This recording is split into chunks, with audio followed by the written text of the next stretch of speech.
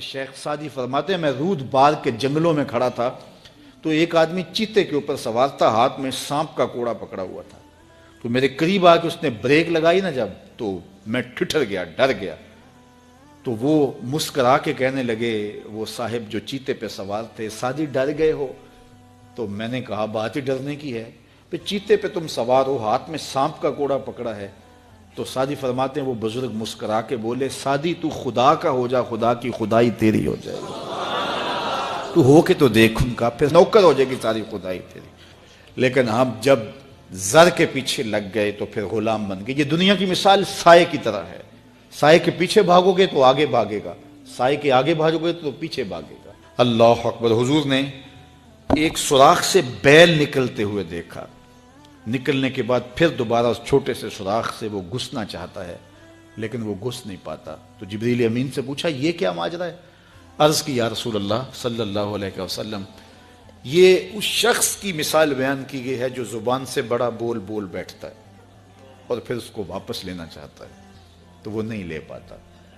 جو آپ بول دیا پھر وہ واپس نہیں ہو سکتا، اس لیے بولنے سے قبل سوچ کے بولنا چاہیے۔ یہ بہت سارے تیر زبانوں کے، کچھ لوگوں کی عادت ہوتی ہے کہ وہ فٹ بول دیتے ہیں، وہ یہ نہیں سوچتے اس سے کسی کا دل دکھ جائے گا۔ اور بعض لوگوں کے رویے یہ ہوتے ہیں کہ سچا بندہ کھرا ہوتا ہے، کڑوا ہوتا ہے تو وہ ہمیشہ ہی کڑوے رہتے ہیں۔ یہ کون سی بات ہے؟ رسول اللہ سے بڑا سچا کوئی نہیں تھا، حضور سے میٹھا کوئی نہیں تھا۔ تو یہ کیا بات ہوئی کہ یہ خیال کر کے کہ میں سچا ہوں اور کڑوا ہوں، ہر وقت زہر اگلتے رہو، لوگوں کی عزتیں اچھالتے رہو، لوگوں کی آبروؤں پہ حملہ کرتے رہو کہ میں سچا ہوں اور سچا بندہ کھڑا ہوتا ہے بات کر دیتا ہے۔ اپنی گفتگو کو کنٹرول میں کرو، کسی کا دل نہ توڑو، کسی کے دل کو اذیت نہ پہنچاؤ، خلق خدا کی بہتری کا سوچو، خود سہ لو اپنے اوپر لیکن کسی کو تکلیف نہ پہنچاؤ۔ اللہ کے محبوب علیہ السلام جب ناراض ہوتے تھے تو اللہ کے محبوب علیہ السلام کے چہرے سے صحابہ پہچانتے تھے کہ حضور غصے میں ہیں۔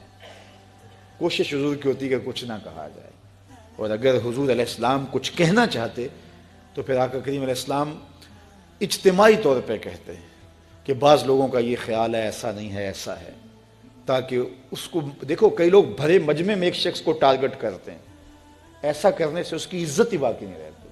اللہ کے محبوب ایسا نہیں کرتے تھے، جب کسی کو کہنا ہوتا تو بھرے مجمع میں حضور کہنے کی بجائے حضور ایک ویسے بات کرتے کہ بعض لوگ ایسے کرتے ہیں بعض ایسے کرتے ہیں، ایسے نہیں کرنا چاہیے، اور جس کا ماجرا ہوتا وہ سمجھ جاتا۔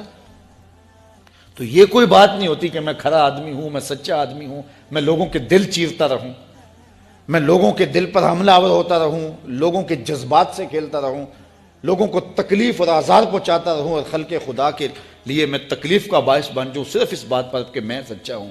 پہلی بات یہ ہے کہ یہ تیرا گمان ہے کہ تو سچا ہے اور کھڑا ہے، یہ تو اللہ کو پتا ہے کون کہاں کھڑا ہے۔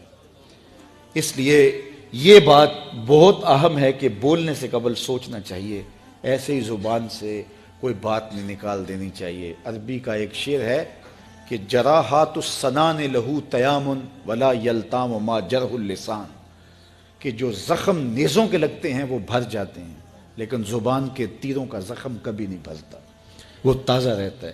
اس لیے ہمیشہ سوچیں اپنی زندگی میں کہ ہماری زبان سے لگا ہوا تیر کسی کو گھائل تو نہیں کر رہا۔ اور کچھ لوگ ایسے ہوتے ہیں کہ وہ مر بھی جاتے ہیں لیکن ان کی زبان سے نکلے ہوئے تیروں کی زہر افشانی ختم نہیں ہوتی، اور کچھ لوگ ایسے ہوتے ہیں ان سے اختلاف بھی ہوتا ہے لیکن اس کے باوجود کوئی ایسا جملہ نہیں ہوتا ہماری جانب ان کی طرف سے آیا ہوا جو ہمیں تکلیف دے۔ اختلاف اپنی جگہ ہوتا ہے لیکن جب وہ خیال میں آتے ہیں، جب وہ تصور میں آتے ہیں تو نفرت کے شرارے نہیں پھوٹتے، محبت ہی پھوٹتی ہے۔ اس لیے ایسے بن جاؤ کہ لوگ تمہیں سوچیں، تمہارا خیال کسی کو آئے تو ساتھ پیار کی خوشبو آنے لگ جائے، نفرت کے شرارے نہ پھوٹیں کہ کوئی تمہارا خیال کرے تو اس کو تمہاری زبان کے برستے ہوئے تیر آنے لگ جائیں، تمہاری نفرت انگیز باتیں ان کو ستانے لگ جائیں، اور وہ تمہارے خیال سے، تمہارے گمان سے، تمہارے تصور سے وحشت کھانے لگ جائیں۔ نہیں، خوبصورت زندگی گزارو، اپنی زبان کو کنٹرول میں کرو، اپنی زبان کو قابو میں کرو۔